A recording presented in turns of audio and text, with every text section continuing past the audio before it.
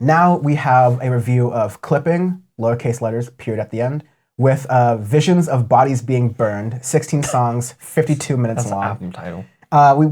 Death is a lot of the topic on this. This is a really death-heavy podcast today. Jesus. Yeah. Just realized that. This is very experimental rap and hip hop. I'd say in the realm of Injury Reserve or Death Grips in a way. Death Grips. It even reminded me of Childish Gambino, his release earlier this year. A couple of the tracks too. Yeah. Kind of that like mixing really dark themes of electronic with rap and doing a lot of different styles and stuff. A lot like Death Grips, which is interesting. I always like the sound, and I think it needs to be explored a bit more. Yeah, for sure. And Clipping have been for a while. This isn't their first project. They've released a couple of little things. There's Mid City in 2014, Clipping, self-titled sort of. Also in 2014, Splendor and Misery in 2016, and Face in 2018. And there was even an album last year that a lot of it was similar. Like even the album cover looks very similar. But yeah, with Visions of Bodies Being Burned, it's just like a very nice respite from the usual trap that we always hear. That's very similar. Even like this year's brand of new trap, which is just like a Gunna copy and remake over and over and over again.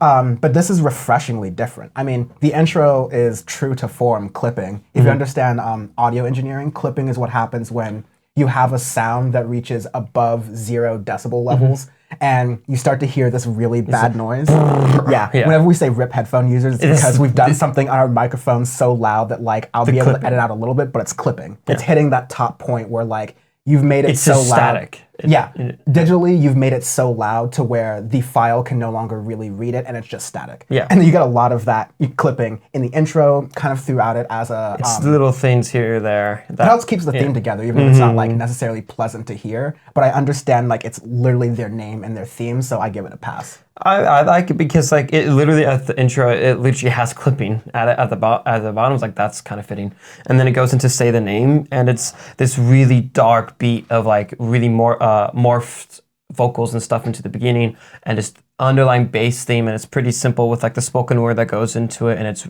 dark, and I really enjoy that for that opening track because it kind of gets you to see what sound it's going to be, and you don't get to hear this sound that much. After that, you have like this little interlude and stuff going into 96 Neva Campbell, and that goes hard. I love it so much because both it's the like rappers they kill the shit out of it. Yeah, because it's clipping with Cam in China, and it's a really cool mix of new age hip hop, old school hip hop, and dark EDM style of mixing a bunch of different styles into one song, and it's so cool. Yeah, I really like it where it's a lot that's in this, and I like it. It's like these aren't perfect comparisons, but if you appreciate the avant-garde rap style of, like we mentioned, Injury Reserve or Death Grips, but even Big Fish Theory from Vince Staples, where I could see that too. He played with a lot of electronic music artists, and you weren't getting EDM sounding anything, but you got those elements producing rap music and creating these interesting drops and clangs and experimentations that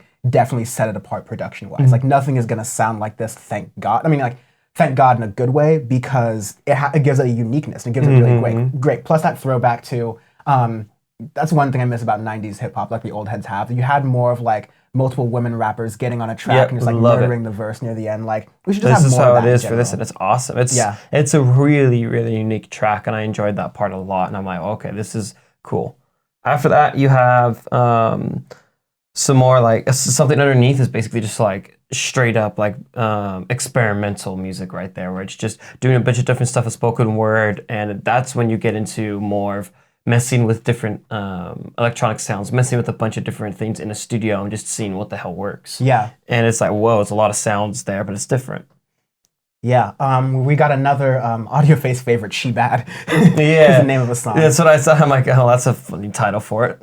Yeah, different from the YG Cardi B song, of course. But in the middle of the album, you just get you get rewarded by, if you take the chance and take the plunge in listening to this very experimental, eclectic album, you're rewarded with definitely experimental sounds and experimentation in that, but you're rewarded with an exploration that is unique and refined and works together even if it doesn't fit into the boxes we normally have trap in. And that means, like, as a person who listens to a lot of like trap and rap music, there are certain parts where I'm like, oh, this is weird. I don't know. But like I appreciate the art of it, and more times than not, like not all of these are like bangers that I can just listen to in any way that makes sense, unless I'm like video editing. But like there's a lot of songs in here that I can just play in normal situations that are very unique but sound very Like cool. check the lock in the middle of the album is Yeah. I really like that track too. Because that like has like little chime beats and stuff and makes it very industrial sounding, and that's a song one of the few ones on here that I can really bump, but it's very unique and different too. Because people are gonna be like, "What the hell is that?" But it goes hard. I really like that track. It goes hard. I like the narrative. I mean, a lot's got to be said about the vocalist and how they do this mix between speaking and rapping. Yes. It's a lot more spoken word than rapping, I'd say for sure. Because it's very rhythmic. It's a lot about like the rhythm of the way it's being spoken, less so much of like the rhyme or even matching it to the song. But even with Check the Lock thematically, you're also getting this idea of someone who's like a gangster and a G and has all their money, but like they're hood rich. So like they do take all these precautions to make sure that, hey, regardless of where I came from, no matter how safe I feel right now, every time he passes by his front door, he checks the lock. Because he's like a little paranoid, but like not paranoid. He's the kind of paranoid where he's like, fuck around and find out. Yeah, exactly. Yeah.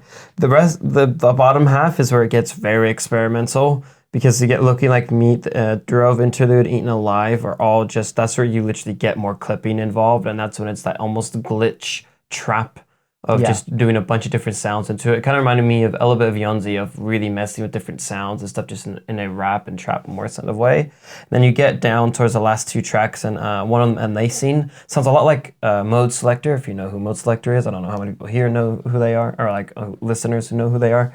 But it's almost like a couple of Mode Selector tracks I've listened to before where it's really messing with a lot of glitching out a lot of different sounds into it, but within it to where it sounds good. It's different. And then Secret Piece is like really slow, almost like a instrumental thing towards the end. Yeah.